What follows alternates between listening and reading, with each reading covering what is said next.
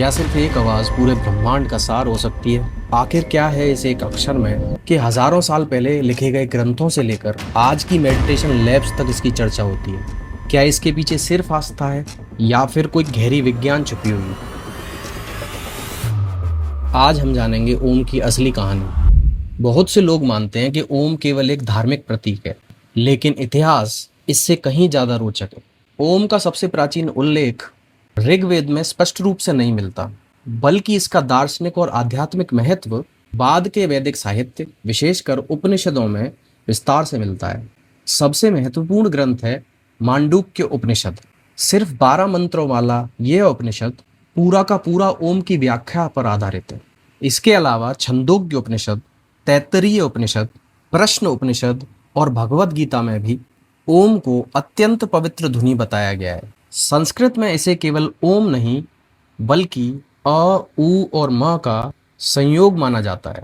3 ध्वनियां अ, उ, म और फिर पूर्ण मौन। मांडुक्य उपनिषद के अनुसार अ जागृत अवस्था का प्रतीक है, उ स्वप्न अवस्था का प्रतीक है और म गहरी निद्रा का। और इनके बाद आने वाला पूर्ण मौन उस चेतना का प्रतीक है जो इन तीनों अवस्थाओं से भी परे है। यानी ओम केवल एक शब्द नहीं, बल्कि चेतना की पूरी यात्रा का प्रतीक है। अब सबसे बड़ा सवाल यह है कि क्या विज्ञान ने ओम की शक्ति को स्वीकार किया है? यहाँ उत्तर थोड़ा संतुलित है। कई छोटे वैज्ञानिक अध्ययनों में पाया गया है कि धीमी आवाज में ओम का उच्चारण करने से सांस गहरी होने लगती है, शरीर रिलैक्स्ड मोड में आ जाता है, हृदय गति कुछ लोगों में कम हो सकती है, तनाव कम महसूस हो सकता है। संभावित कारण यह माना जाता है कि लंबा कंपन सांस को नियंत्रित करता है और इससे पैरासिम्पैथेटिक नर्वस सिस्टम सक्रिय हो सकता है, जो कि शरीर को शांत करने में मदद करता है।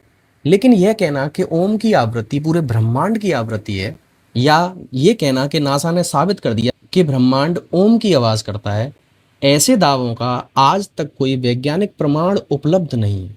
इसलिए विज्ञान जहां तक प्रमाण दे वहीं तक बात करना सबसे ईमानदार तरीका है, क्योंकि ओम केवल धर्म का प्रतीक नहीं रह गया। योग, ध्यान, प्राणायाम और माइंडफुलनेस के साथ ये पूरी दुनिया में फैल गया। आज लाखों लोग इसे धार्मिक विश्वास के कारण नहीं, बल्कि ध्यान की शुरुआत के रूप में उपयोग करते हैं। शायद ओम की सबसे बड़ी शक्ति किसी रहस्यमयी जादू में नहीं, बल्कि इस बात में है कि सिर्फ एक ध्वनि मात्र से मनुष्य अपनी सांस, अपने मन और अपनी चेतना पर ध्यान केंद्रित करना सीखता है। यही कारण है कि हजारों वर्षों के बाद भी एक छोटा सा अक्षर ओम आज भी दुनिया के सबसे प्रसिद्ध प्रतीकों में से एक बना हुआ है। अगली बार आप जब ओम सुने तो इसे धार्मिक शब्द मत समझिए। हो सकता है यह मानव इतिहास की सबसे गहरी ध्वनियों में से एक हो। अगर आपको ये वीडियो अच्छी लगी तो इसी तरीके की और वीडियोस देखने के लिए मुझे फॉलो करें। और ओम की ही तरह अगर आप किसी और शब्द को जानते हैं जो इतना ही प्रचलित और इतने ही वैज्ञानिक तथ्य रखता हो, तो कमेंट में बताएं।